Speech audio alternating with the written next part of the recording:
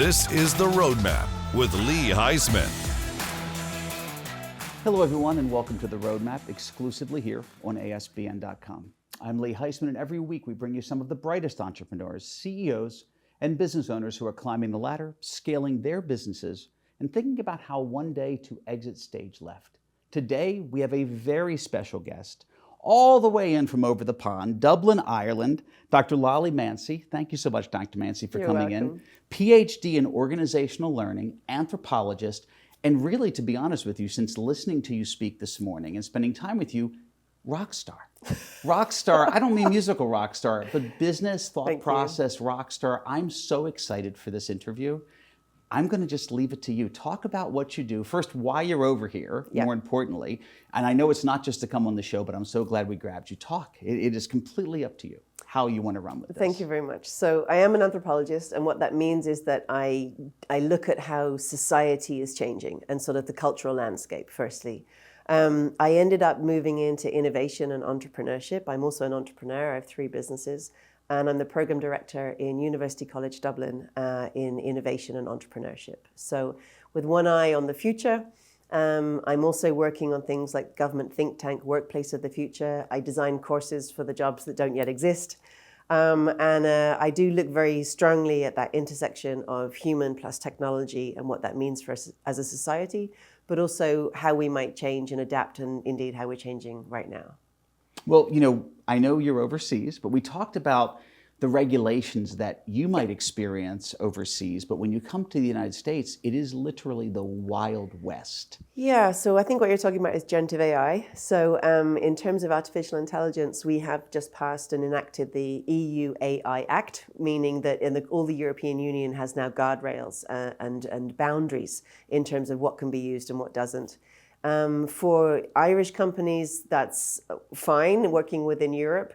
But if they're working in the States or they're working in China, it's very complicated. So if you're in the States and you're working across Europe, you'll have to comply with the regulations of Europe. So the whole thing's got a lot more complicated in our bid to actually put in some protective barriers. Well, I love the fact that you're the expert in this space, but you yourself have protective barriers set on your phone. You actually mentioned that you'll look up on social media and it'll be an hour later and your phone will give you a notification that you've been on an hour, and you said, well, something must be wrong here, of course, right? It's only been 5 minutes, but the reality it was an hour. And you talked a little bit about innovation gives us so much more free time, but free time to do what with?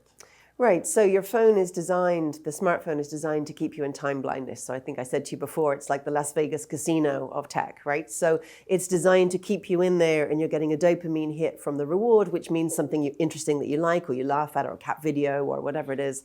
And then it'll seek out to give you another one, but it'll randomize it. So that's where the scrolling comes from. So it's not always feeding you. So for most ignorant people like myself, I would think the AI and the software is feeding me just what I want. That isn't accurate. It's the opposite. Talk about this. So in the days of we played around with subliminal messaging, we realized that actually, you could give things to people really fast and your brain would take it up in your subconscious. So that's actually what your phone is. That scroll is, them trying out lots of different things, but you're still internalizing them to some extent. And where we have to be really, really cautious is the fact that we can go into hours and hours of scrolling on social media, and you almost get in a trance-like state. What that means is that you're you're keeping yourself captive to advertising. And that's problematic for us. I use an app that gives me a notification, and I'm aware of all of the dangers and the challenges, and I still have to struggle to go from passive to active, to go, what am I doing? Why am I on my phone rather than talking to my friends, taking a walk, playing with my kids? And how important is that? We talked about that social isolation, Yeah. Talk about that. Right, so we are becoming more isolated. Loneliness is an epidemic. I think the Surgeon General talked about this in the States, about how, it's actually as bad as smoking, being lonely. We know that it kills you. And yet we're giving a lot of our free time, when technology is created to give us time, to make things easier for us, we're giving that time back to our devices. So we're becoming dislocated and separated from each other in terms of real human connection.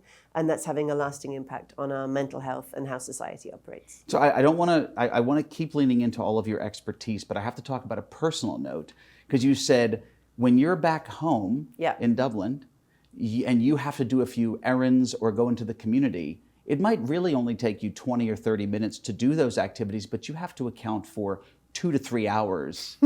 This is. I know it's funny because most people will listen to you and think of everything that you say, but that part of the story was really funny to me. Talk about that. Well, there's a whole nother point to existing. So the idea of human being rather than just human doing. We're not just here to do productive tasks. And if we use technology, say for example, my smartphone and my smart fridge tell me that there's a groceries that I need, and that sends a message to the shop, and then the shop delivers that. That's all well and good, and it's very productive for me. But there's a whole nother section associated to that I'm not getting, which is the interaction with the shopkeeper, other people that are there. And we've kind of lost that idea of spending time in transactions with people. So when I moved into the countryside in Ireland, it took me 40 minutes to go to the butcher's and back because he would talk so much. And then I suddenly started thinking about what we've lost in terms of that just general chit-chat in the community. And as we're building new technology, we can't build technology that is just functional. We have to also think about, as humans, we need each other. We want to have those little moments in time with them. And if we eradicate them by being more functional, we'll become more like machines, but we'll also be more depressed. So we need those interactions. So talk about the fear of this. And you talk about interactions. You talked about the predictability and where the technology is going. Undoubtedly, we're going to lose a lot of jobs. Cashiers' jobs, driving jobs. Some of those jobs are. It's obvious. We can see where they're going to go at the moment. The fear comes from what else will I do, or how will my children survive, and what will that look like? And there's very few people addressing that fear. A lot of companies are saying, well, let's bring in AI and make things better because every other company is doing it without thinking about the human cost. And so it's got to be human first, and then using technology to flourish. And at the same time, also, we've got to think about upskilling and reskilling people so that they actually have a future and play a part in society where they're an active member. We all need purpose. We need something to do. It's not just about hitting those financial targets. And I mentioned this to you before. If we end up in a society where we've eradicated a lot of jobs and not replaced them with other jobs or upskilled people to replace them enough, what we'll end up with is a whole section of society that can't be employed. We might have something like a payment system, a universal basic income so everyone can survive, but they won't thrive. And we see this from areas where they're decimated from many generations of being unemployed and no possibilities. So if we're to thrive and flourish as a society, we need to have a think about what we're all going to be doing. So talk a little bit about some specifics of technology. I love this where you might be in a meeting or you might be with somebody and they might say something or you're not really sure how they feel or you're in a negotiation in business. Talk about the technology piece of how that applies to your brain, your head. You were speaking about all these sensors. So in the next decade, it won't be a phone. It won't be a handheld device. It's going to become some kind of wearable. We already use them in terms of rings or wearables to track our fitness and our sleep patterns, perhaps. It'll be something like an earpiece that's going to be there. When we actually are potentially looking at, without the guardrails of a regulation, we're looking at the battle for the brain, which is the intention that you'll have, that you'll be able to read through a brainwave monitor. At the moment, they're called EEGs, they're external. I know Elon Musk is trying to plant one internally with a Neuralink. But these wearables will actually be able to read your brainwaves. And so it sounds very science fiction, but what it'll mean is that it'll be able to anticipate your response rate. That's going to change everything. And Can you apply it for like the ads you were talking about? Yeah, so for example, if we're going to work on what's called a dynamic pricing system that looks like it's coming, so the price changes according to the person that's there. So you'll have some kind of a tagging system. That product will be available to you at a certain price. So you could walk into a supermarket. Yeah. Give an example specifically. Okay, so say cornflakes, right? So you're about to buy your... I used cornflakes earlier. Do you do cornflakes? Do yeah. you eat? Yeah. Okay. Yeah. You had spoken about it earlier, and I wondered if that was... Is cornflakes a thing here? Oh, no, cornflakes are here. Good. Absolutely. So you're about to buy your cornflakes. You're standing in front of the cornflakes, and there'll be a little a screen, watch this ad. And the more you watch of the ad, the lower the price will go.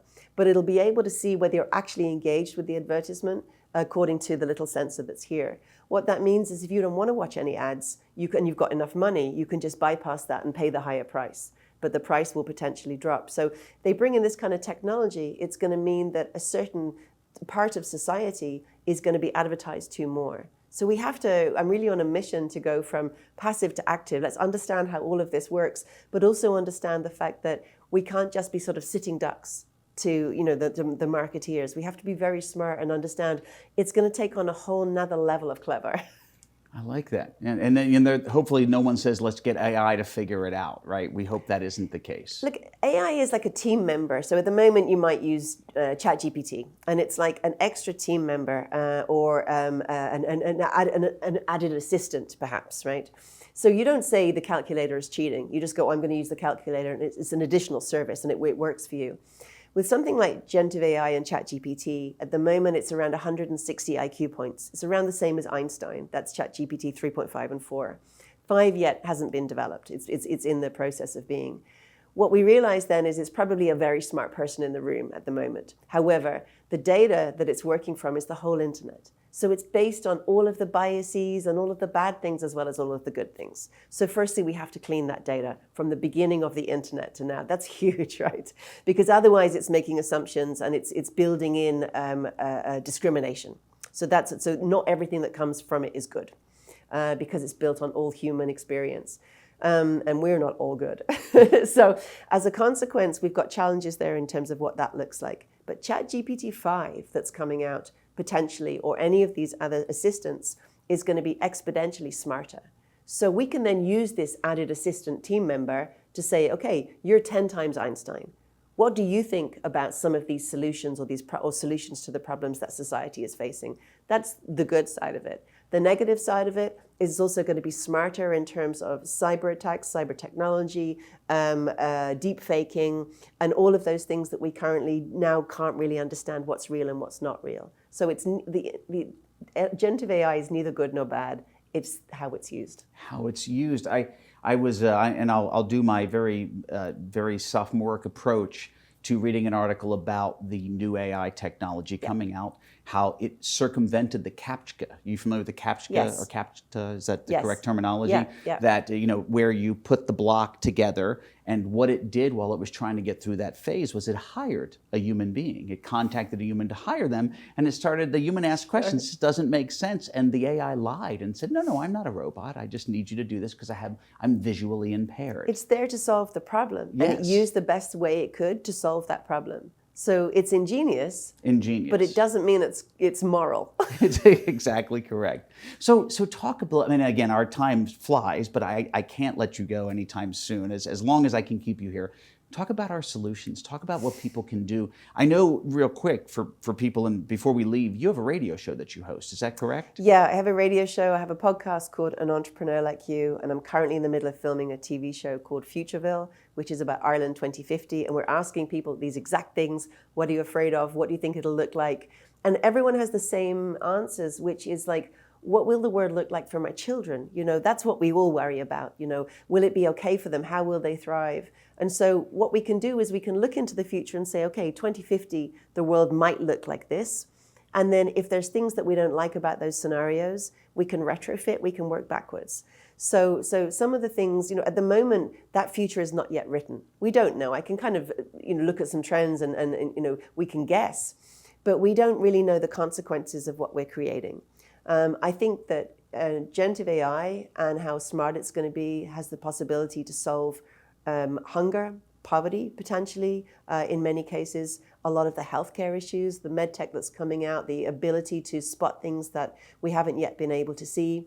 It'll certainly be able to pull on a huge amount of data that the human brain can't handle. So we have the possibility for amazing, great things. We also have the possibility for becoming a society that we don't want. So I think that we need to now be less fearful, educate ourselves, and say, I want to have a voice in this, and I actually want to be part of that. So the best thing you could do is talk to other people about what's your understanding and be very discerning about where you get your information. There is so much misinformation coming. The term I use a lot in the entrepreneurship world is play offense instead of defense. Yeah. So play offense on AI. Yeah. Try to take as much control as you can. Absolutely. So you talk a little about this dystopian future that we've seen in Blade Runner movies, or is that our future or not?